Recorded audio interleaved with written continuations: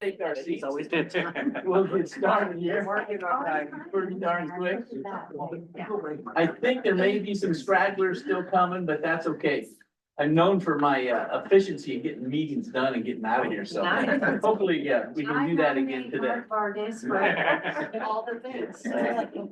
I appreciate everybody being here tonight. This is the Budget Committee meeting, where we'll go over a budget as it's been proposed by the district, and we could send it to the school board for final approval if we get through it tonight and agree that's what we want to do. So before we get going, we like to do a quick introduction, including all our administrators up there too. So I will start this way, and we'll go this way around, and we'll get the administrators and staff, and then we'll come back around this way. So Mark Vargas, I'm a parent of 3 kids who went through the school district. They're all young adults now. And I've been here for about 26 years or so on the committee. It's been a lot of fun. So we'll go this way to Dwayne. I'm Dwayne Robinson, and I've been here on the committee for a few years. I don't remember how many, but I've sat next to Mark for a long time. 3 kids in the district all made it through and are doing great. And I appreciate the school district. I'm glad to serve in this very limited capacity. Bake Shin had 4 kids go through the school district and all are functioning well, so thank you for that. Served on school board for 20 years and this board for 25, 26 years. So. I'm Mark Krause. I'm in my 3rd minute of being on the budget. You're the newbie. I got a kid in the middle school and one in the elementary school. Buenas tardes, buenas noches. Nancy Castillo Manqueras. I have been on the board for 4 years. Almost 5. Almost 5. My goodness, time flies when you're having fun. I'm Kelly Soder, work out of district office and I'm community care and early learning. I'm Javier Del Rio. I'm the Director of Instructional Improvement and Strategic Plan Coordinator. And I first joined the district in 2020, then in 2019, and then a couple of years ago. Great to be back. Everybody, I'm Shauna Schleif, principal at Phoenix Elementary School, and been with the district for 20 years and love it. Eric Santi, administrator of magnet programs, assessment and evaluation. This is my 20th year in the district also.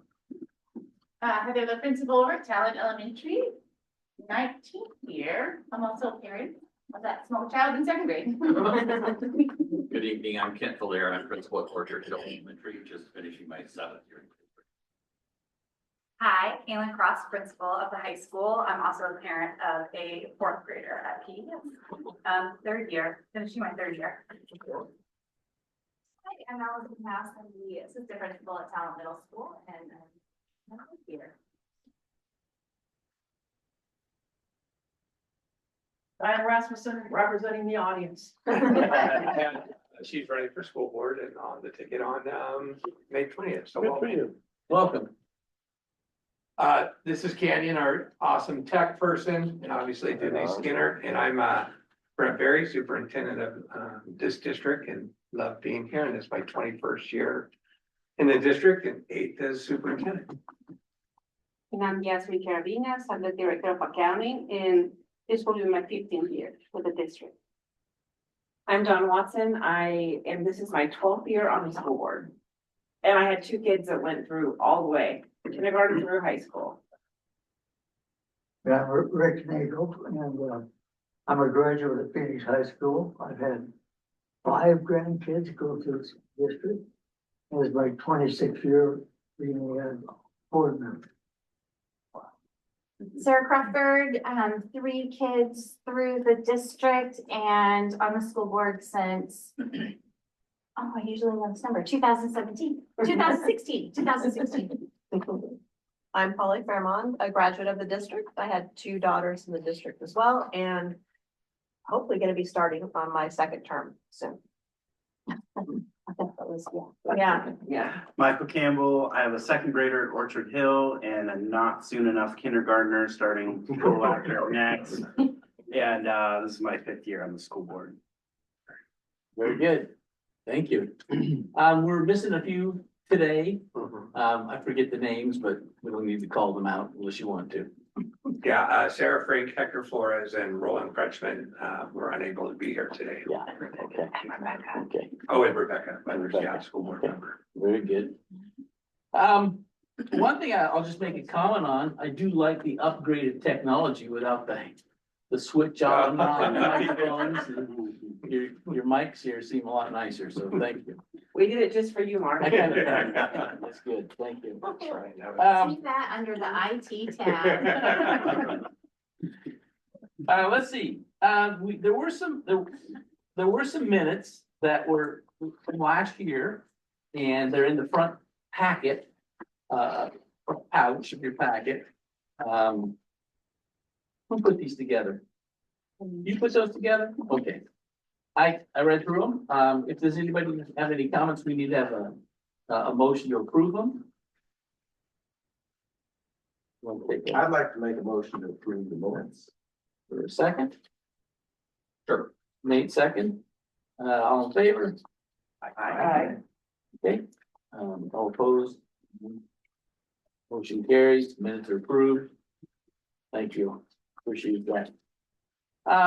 Next on the agenda is we normally elect officers, and for lack of a few people here today and to make things go a little quicker, I discussed with a few folks, maybe we could just make a motion to keep the officers in place as they are for this year and move forward with that.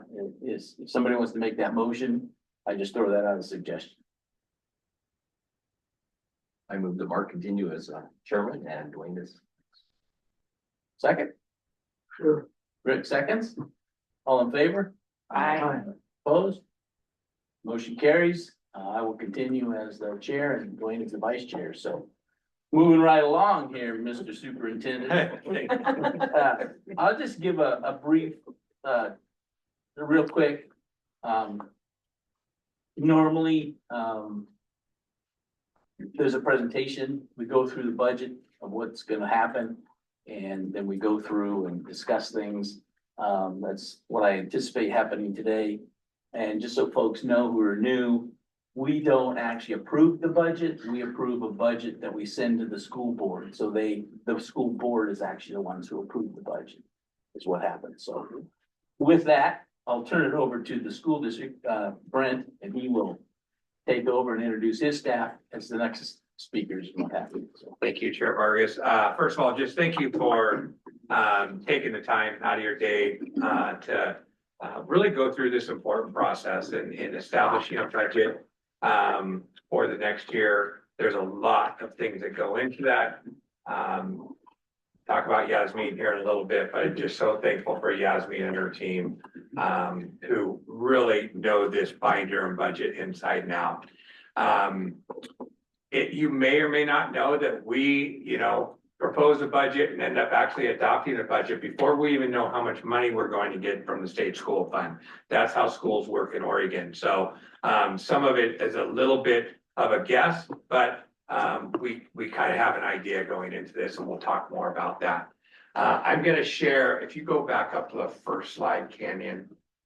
I'm going to share just a little bit about kind of the roles and responsibilities really quickly on what this budget kind of entails on a 30,000 foot level. And then Yasmin's going to get into the details a little bit.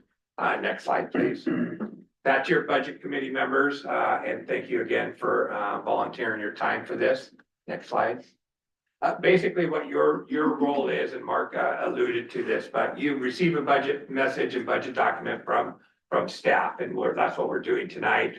Thank you for those that picked it up or read it online over the weekend. I know it's a pretty dense document. You can request additional information, questions, recommend administration to make increases or decreases, and then finally you recommend approval to propose the budget to the board. Next slide, please. at the next, not at this week's board meeting, but on June 5th, we will have scheduled a public hearing for further comment from our public. Then take action, and then we'll levy the taxes, and that's how the board works to adopt and approve this budget. If there are any supplemental budgets necessary, sometime this time of year, we look at our appropriations and see if we're a little bit out of whack and making sure we have enough appropriated for what we're gonna spend for the year. We sometimes often, or not often, but sometimes we have to do a supplemental budget. That is the board's responsibility. We don't reconvene the budget committee. And then these are the dates. If appropriate, you'll recommend approval of the budget tonight, public hearing on the 5th, and then the board will. So overall, planning school budgets, really the last few years, is not something that's an exact science. There's a lot of unknowns. This year's no change to that. But overall, we're in a decent position to mitigate or manage shortfalls. And that's due to some careful planning by Yasmin and her team and our administrators and our whole staff. It definitely reflects a high level detail and coordination. This focuses on our strategic plan. We're finishing our second year of a 4-year strategic plan. We've remained focused on supporting and continuing improvements and meeting evolving complex needs of our students. Teaching and learning today is much different than it was 20 or 30 years ago, and we realize that. And so we have that in mind. We're still ongoing with negotiations with some employee groups, so that factors in this unknown piece on the budget as well. And then with that said, we want to make sure that we're being proactive and thinking down the road and making sure that we can provide for our community in the future. And I'm really confident this budget reflects that, the needs we have now and is fiscally responsible in the future. So with that said, I'll just wrap up my piece of it, that I think we're in a good position with this budget, and it meets the needs of our community. And with that, I would like to turn it over to Yasmin, who is the real star of the show. So Thank you, Brent. Yeah. Okay, so this is a proposed budget for 25-26 for the Phoenix Town School District. Next slide, please. The budget is similar to other years where we have it organized by tab. So tab 1, you have your budget message. Tab 2, we have some summary graphs for all the funds in the district.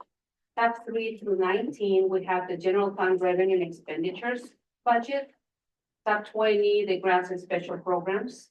Tab 21, the debt service fund. Tab 22, the capital projects fund. Tab 23, the internal service fund. And on tab 24, we have the grand totals for revenues and expenditures, which according to the Oregon budget law, they must balance. On this slide, we have a fund comparison of the 5 funds that we have now for the district. And the total budget for this year is going to be, or for 25-26, is $77,415,000. The first one is the general fund budget, which is the operating fund for the district, and it's going to be $48,940,000. The grants and special programs fund budget for 25-26 is $20,095,000. The debt service fund will be $3,980,000, and this is the fund that we use to hold the taxes levied by the district to pay for the bond debt. The capital projects fund is $4,050,000 for 25-26. And on this fund, we have the remaining balance of the bond. We have the balance for the TMS solar grant and $1 million that we are going to appropriate for the TS solar grant project that we have for next year. The last fund is the internal service fund, which holds the unemployment reserves. The budget amount for this fund has decreased from $450,000 that we had last year to $350,000 due to unemployment claims coming lower for the year of what we had anticipated last year. Yeah, that's the right slide. So on tab 3, we have the revenue sources for the general fund. We are estimating that we'll be receiving 12.36 million in property taxes and 25.5 million in state resources, which include the state school fund, the common school funds, and the ADM security grant for state school fund. The estimated beginning fund balance for 25-26 it's estimated to be 10.53 million. Next slide, please. And now we move to expenditures. So on this slide, we have the expenditures by function. Functions classify expenses according to their purpose. So we have instruction, support services, facilities and construction, debt service. These function categories also match the expenditures appropriation limits that the district is authorized to spend on each category for the budget. The estimated ending fund balance for 25-26, we're estimating that would be 9,250,000, which represents an 18.9% of total revenues. And just to highlight the importance of the House Bill 4026 ADM security grant, without these funds, the ending fund balance would have been a deficit of $2.7 million. So that's very important, thanks to that grant, so if we're able to receive one more year, finish the biennium, it will be great for our district. So besides the functions or appropriation levels, according to the Oregon budget law, we also need to classify the expenditures according to the object, center, and areas of responsibility. Next slide, please.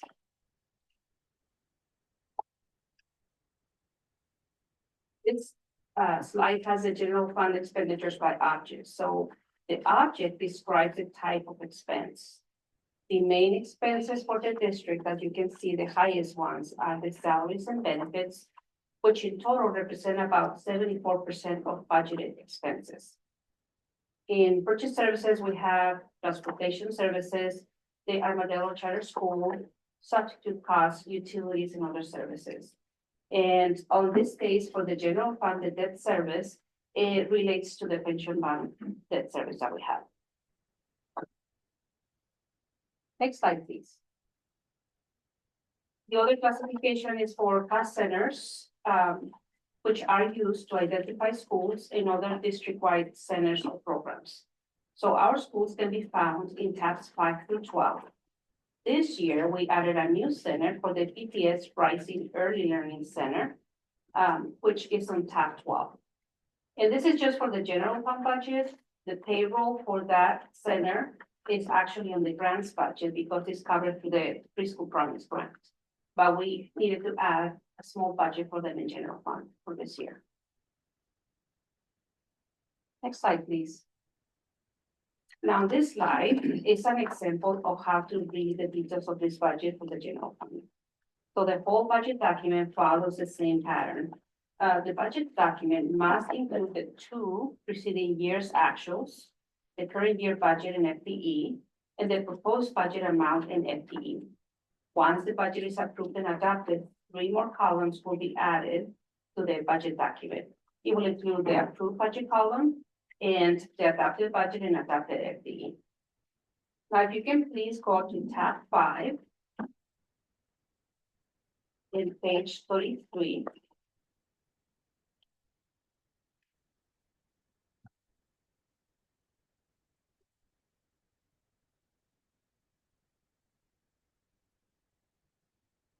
Okay, are you all there? Okay, so this is the Phoenix High School Counseling Services budget page. The increase that you see on FTE in the budget totals is due to a counselor that we needed to transfer from the High School Success Act grant to the general fund. Next slide, please. And now we move on to the grants and special programs fund. In tab 20, this fund, the total that we have is 20,095,000. And on this fund, we have the student investment account for 2,445,000. The high school success for 634,000 for next year.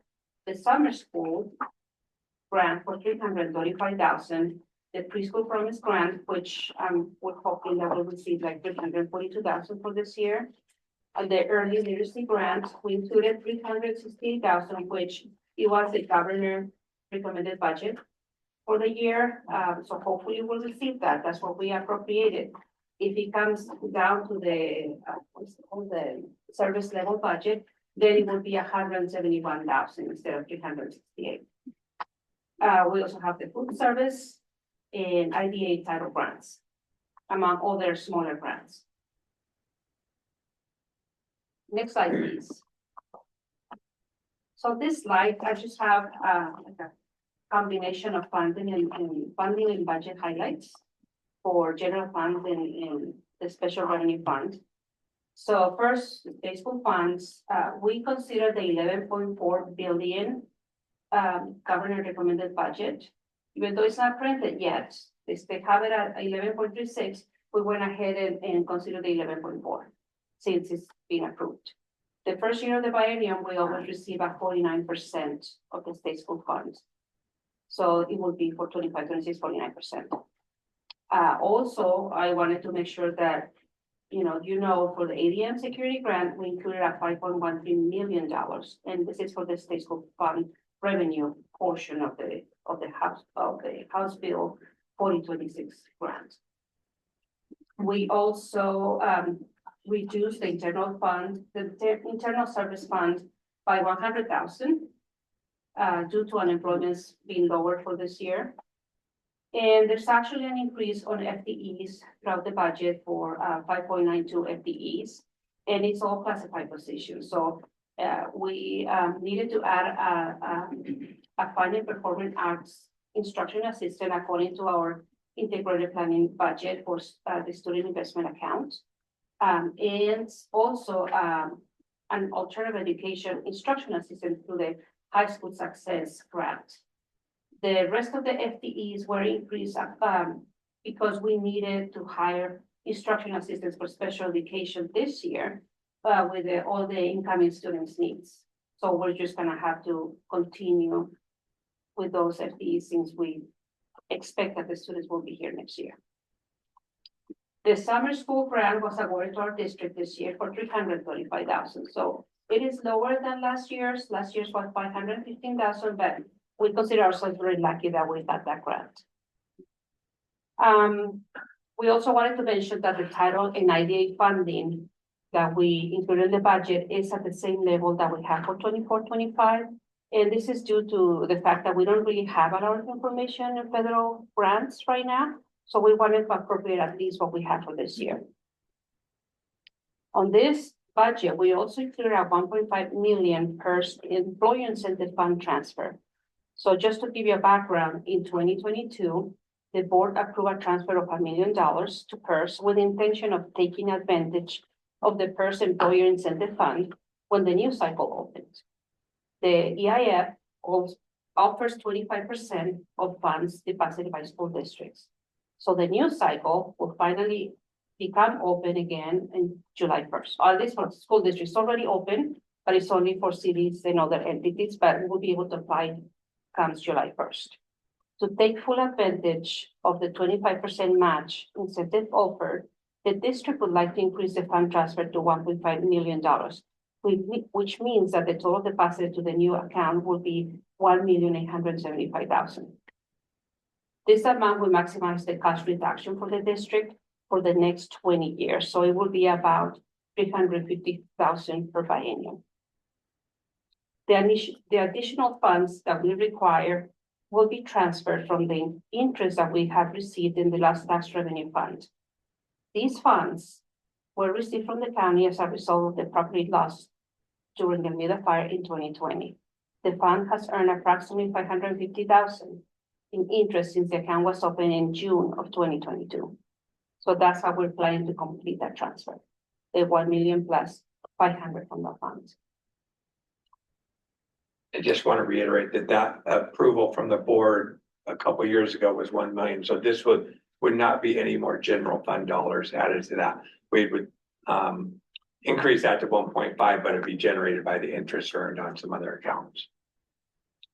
Any questions so far?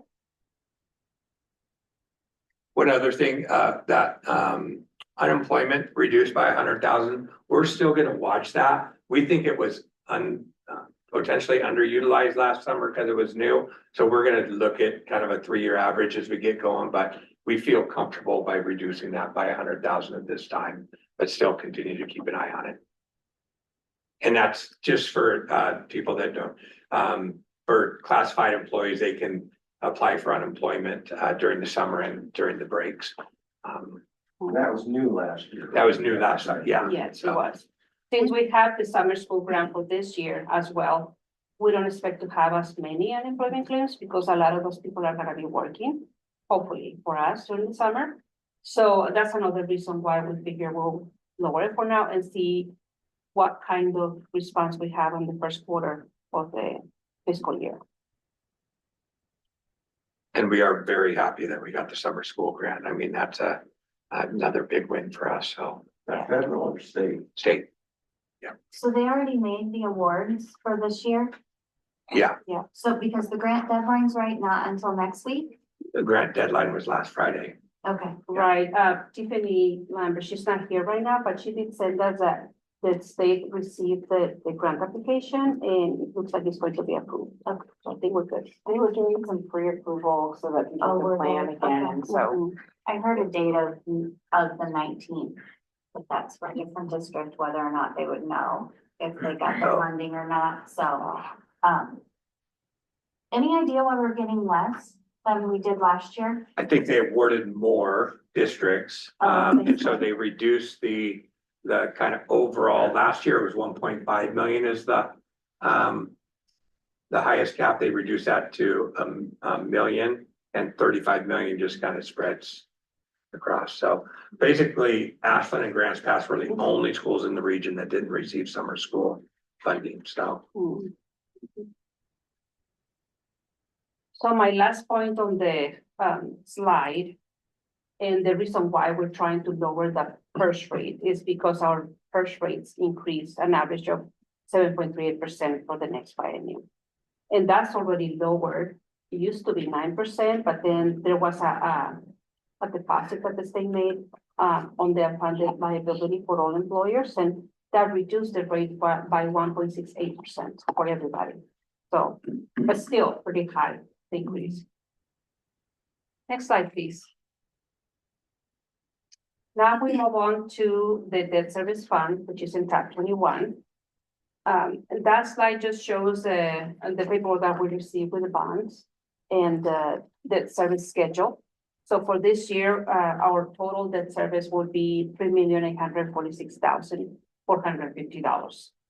And once again, this year, thanks to high interest rates received in the debt service account during the current year, the district will be able to pass on the savings to the taxpayers by reducing the tax levy for 25-26 by $100,000.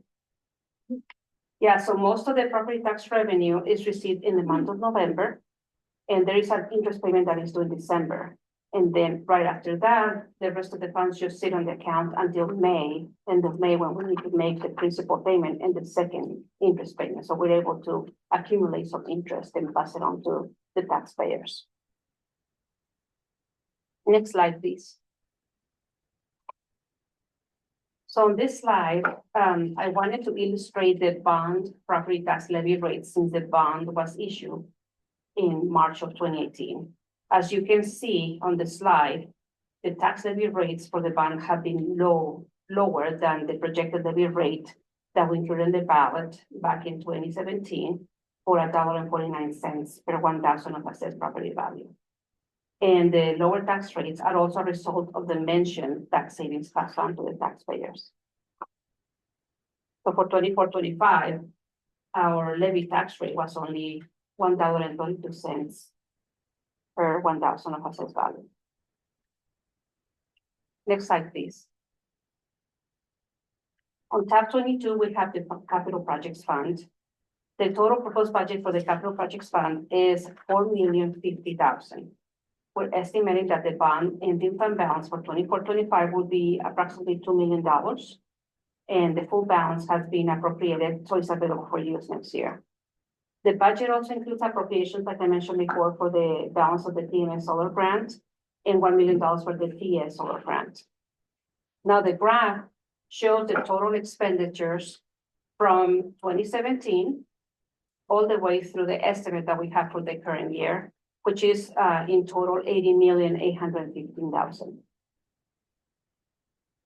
So we 80 million for 68. Yeah. Mm-hmm. Yeah. And we. And it's- reducing that, Right, that- and reducing, and it's 2025 and we still have money in the account. 2 million. Next slide, Wow, please. You guys are amazing. Thank you. Now this one is for the revenues for the same period of time. So as you can see, most of the revenues, of course, were from the bond proceeds in the pavilion, which was a total of 71,272,000. And then we also received the state awesome matching grant for $4 million, the high school seismic grant for $2.5 million. And we've also received interest and gain on investments for $3.8 million.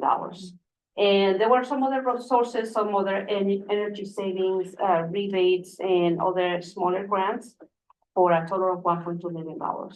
So the total, as you can see there on the total revenues, it's 82,815,000. Ergo, the $2 million difference is right there. We have been so fortunate. Are you saying over the course of the 8 years that you made that in revenue? Yeah, so basically that's the revenue that we received in the bond fund to be able to cover all those Yeah. expenditures. So we have $2 million left. I just wanted to illustrate, how we're doing and also to show you on the previous slide, that 75% of the bond has been spent in the high school. And that's all I have for the presentation. Thank you so much for listening, and please let us know if you have any questions. Thank you. I think just talking about that last slide in the bond, I think we could do a good, I think we can message that better to our community, because when we went out at 149 cents per thousand, and now it's 132 going. I mean, that's a good difference. And $82 million worth of basically projects for a $68 million commitment. So, Yeah, I think the only year that looks a little bit higher, and it's not showing the number on my slide, but I think it was at 1.42, was on the year 21-22. And you can see that is the effect from the Almeida fire. That's when it hit us in property taxes, because we received a lot lower property taxes, and it also increased the rate a little bit, but it still didn't reach the 1.49. Building off of that Almeida fire, are we back, how close are we back to getting numbers of students? yeah, we basically remained flat the last couple of years, but we're about 350 students still down pre-Almeida fire. And that's why it's so important in the legislature now, one more year of ADM security, which would basically get us through this biennium. Which would be huge. And you see, I mean, look at 99, that they're coming. I mean, we just need a little more time. Yeah. So did you say we do that one more year of those funds? Yeah, so this is interesting. So it ends June 30th. Ends June 30th, 2025. Right. But we don't get our 24-25 check until next school year. And so we just got we just got our 23-24 allotment just a couple months ago. Okay. So it pushes it into the next fiscal year. And so if we get another year, then that'll get us through the biennium. Because I saw that, I thought, well, I thought it was done on June 25th, but you're including that for this next. We always get paid a year Yeah, behind. we're a year behind, and that's the reason why they will allow us to spend the monies all the way through June of 2026, which is good. Yeah. What I was talking about is the other House bill and the works that, if it gets approved, then we'll be able to have the grant all the way through the end of the biennium. But right now, nothing is approved yet, so we can account on it. Time for questions. Very good, yes. So we ended the ESSER funds. this year. So basically, what helped, that was a pretty big chunk, what helped make that up? What, Yeah, so I'll share a little bit and then you can, we didn't really put a lot of personnel into ESSER. When you see cuts coming from districts, some of that is ESSER personnel. We actually used our monies for prepayments and contracts. We utilized it for some other summer school programming to backfill.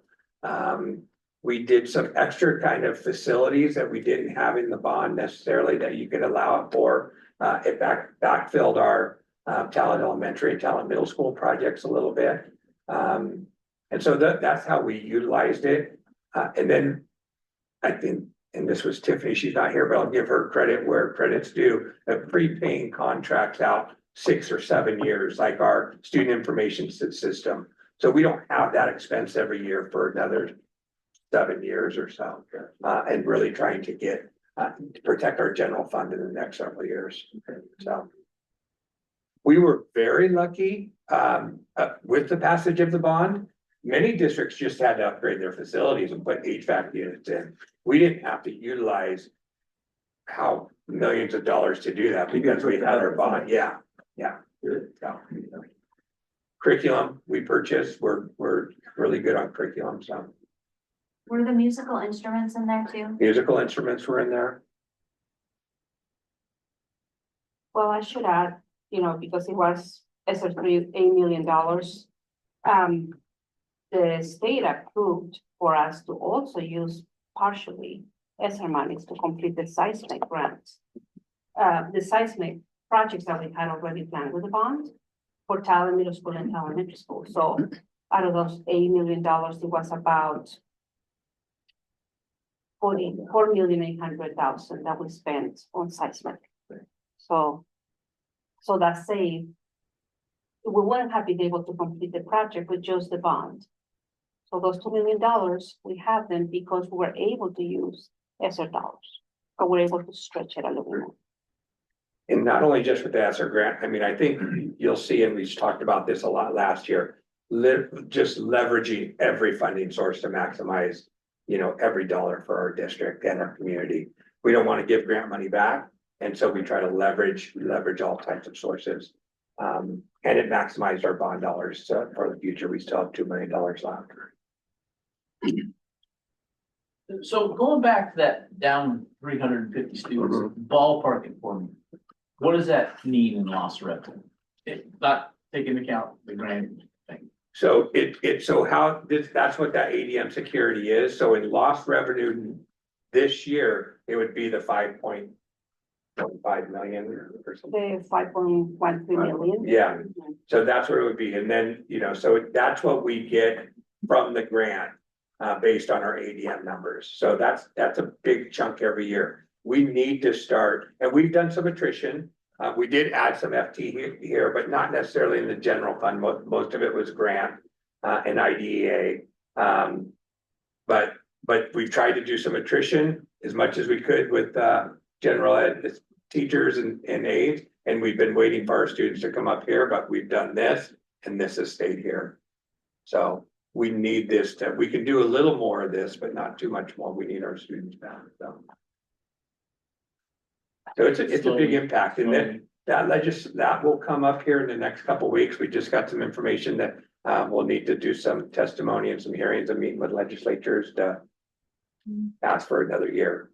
Originally, it was 4 years of an ask because we know from Paradise, Santa Rosa, LA will find out that it's not a 4 or 5 year recovery. It's a decades long. Yeah. But the 4 year ask was not feasible at this time, just with our budget ask in the state.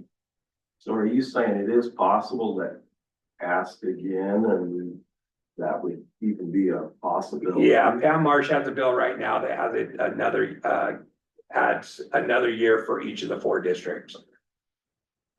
I just don't think it was powerful for the legislature to go out 4 years. Could we ask again after that? Maybe, but that would get us all through the biennium and then we'll see where we are. I really truly believe we'll have housing, coming online in the next couple of years, yeah.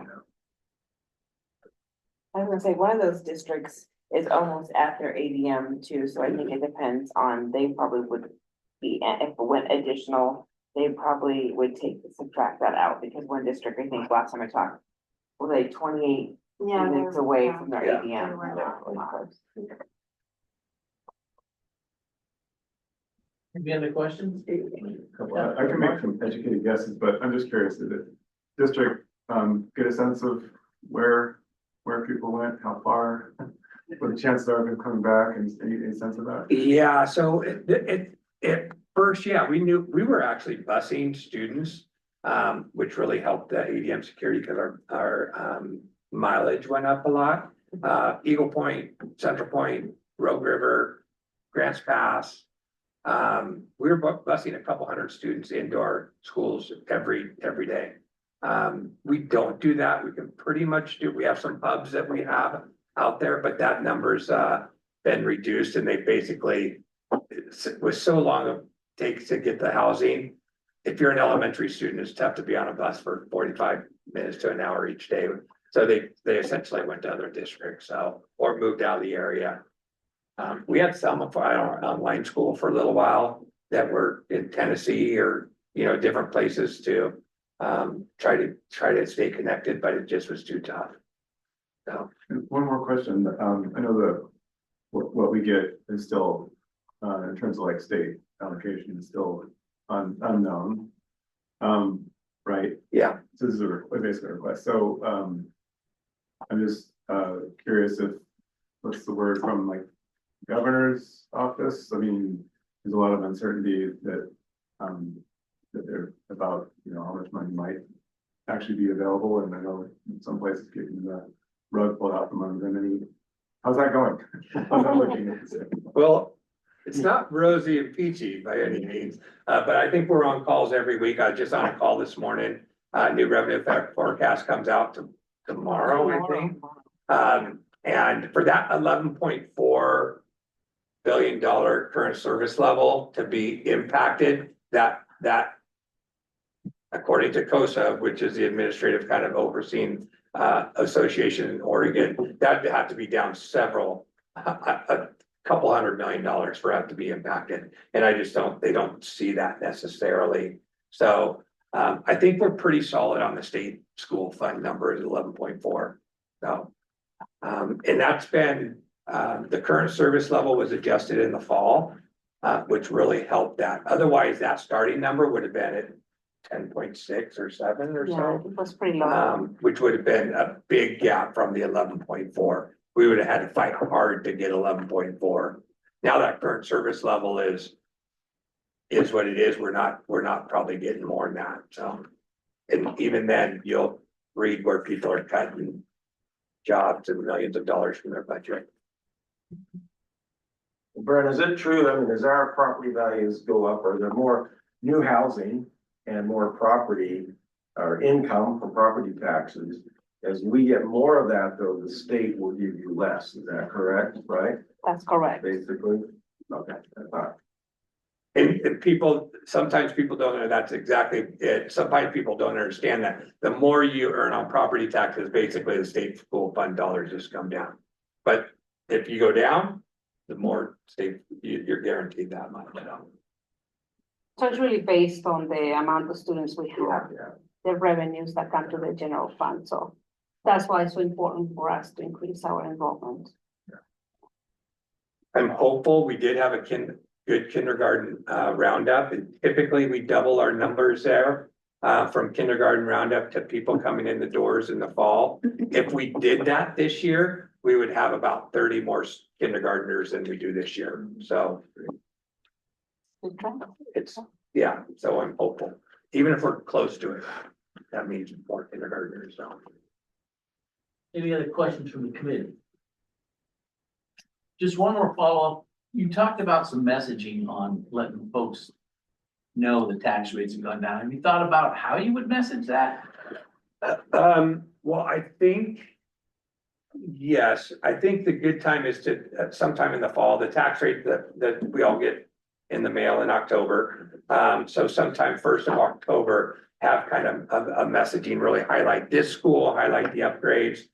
Talk about what was promised in the bond and what we did, what the rate was estimated to be, what it actually is. How we've leveraged other resources to increase that. We have Joe Zavala, who does our media relations, who we could give this to him. That could be Yeah, something that yeah, you can get the county clerk or the county to stick in the tax records. yeah. Ooh, yeah, Insert. yeah, that's a good idea. Pirate points Yeah. for students. Yeah. Yeah. All right, any from public, any comments from you? I'm just trying to catch up. Very good. One Yeah, question, Brent, it just kind of popped in my head and I'm sorry but have you thought about, I think one of the things as I was kind of preparing for this meeting that I'd just like to put out there for us to think about is just some more like 3-year planning. And I know we do that, but just have that a little bit more front and center in terms of contingency planning, not with dollars, but just modeling under various scenarios, which I know you do already, Yasmin, but I think that's something that we need to be looking at more often. And that comes from the optimistic standpoint too, because one of the things I've been thinking about is, let's say we continue to increase our enrollment and within 3 or 4 years, we're back to where we were. We're gonna need to hire more staff to meet the capacity need for that too. And just, I wonder if you can, and you don't have to right now, but if you want to, can you speak to, if we got 300 students tomorrow, not that that's gonna happen, but what are you thinking about in terms of being able to support that increase in capacity for? Yeah, I think, I mean, it depends on what level it is. I think Right. secondary is easier to absorb. Elementary would be, the impact, and we'd have to really kind of probably staff up our elementary. We do have, as far as facility, we do have room in our facilities to increase capacity in that regard. But I understand what you're saying, and maybe we could do something that projects out like, okay, next year we can have kind of a high, medium, low target, what that would mean for revenue and what would it mean, we'd have to break it out by level a little bit. What it would be to hire staff, to increase programming. Yeah. But we do have some room in our, especially, this school was built to have 1,100 some students, and we have about 680 right now. So, Just putting that out there, I think we all recognize, I mean, in normal years, we're dealing with a ton of unknowns always. We're dealing with an especially large number of unknowns with the grant funding up in the air and the development in our communities and hoping to get our students back. But I think it's important that this board is being very thoughtful about being strategic and planning for some of the various scenarios that can come our way. And I'd like to see us even be a little bit more purposeful in our incorporating enrollment increases into our strategic plan as well, and how we can, we have such great relationships with the cities and with the county and everything, but just really leaning on those to make sure we are on the same page. And I know we are, but I think that's just something that's popped in my head tonight. It's just really a lot of things that can go different ways. And I just want to make sure we're just really, but that's front and center for us. I do like that, to be optimistic. Yes. Yeah. That's usually not the case, Right. but, Yes. yeah, if we're able to increase enrollment, it will be great to work on those projections instead. There is one question. When is it during the school year that you have a number of, here's the amount of kids we have, and you get the money for that amount of kids? Is it May, January? So, 2 years yeah, later? so we have to send an estimate of revenues and membership in January. and it's for the following year. Okay. And then we normally base it on the current enrollment, and if there's an estimate that we know something's coming up and we're gonna be able to increase it, then we'll go ahead and include that per grade. And then as the year progresses, and sometimes what happens during the year is that we start with a certain number of students. So we send it to the counts to the state as of October 1st. That's the first count. The second one is at the end of December. And what the state does is that in March, they recalculate everything according to the ADMs for December. And they adjust our payments for the current year according to that ADM, the second period ADM. But we can also increase or decrease the estimates for the following year according to what we see that is happening for property taxes, the high cost disability, or if we see that we have an influx of students, then we also have that estimate for the following year. And there are protections built in place with the extended ADM, so you have, do you want to explain that? You basically get a year, like if you go way down enrollment, you get the previous year ADM. And so it protects you a little bit. So for instance, for the state school fund estimate that was printed in March for this budget year, it's at 11.36 billion. And we went ahead and prepared our budget according to the 11.4. But for the ADMs, it's actually calculating at the 24-25 level because it shows that it's higher than next year's now. Now, it depends on what happens with the kindergarten enrollment and everything. I'm hoping that I'll be able to increase that for next year. And then what will happen is that the state will recalculate if it's higher next year, and they will pay us at the higher one. So it's always like 2 years, whichever is higher, the prior or the current, that's how they pay you, to the highest. Okay, thank you. You're welcome. Thanks, Glenn. Good question. Anything else? Any other questions before we decide to take some action here? Nothing? Okay. I'd be willing to entertain a motion. Well, I would move that the Phoenix Town School District's proposed budget for 2025-2026 in the aggregate amount of $77,415,000 total of all funds be recommended for approval, and that the permanent tax rate of 4.2422 per $1,000 of assessed value be assessed in support of the general fund. Permanent tax rate is expected to raise $11,465,000. I further move that a tax of $3,900,000 be recommended for approval for the debt service fund for the purpose of the regimen of bonded debt owned by the school district. The detail: general fund, $48,940,000. Special programs fund, $20,095,000. Debt service fund, $3,980,000. Capital projects fund, $4,050,000.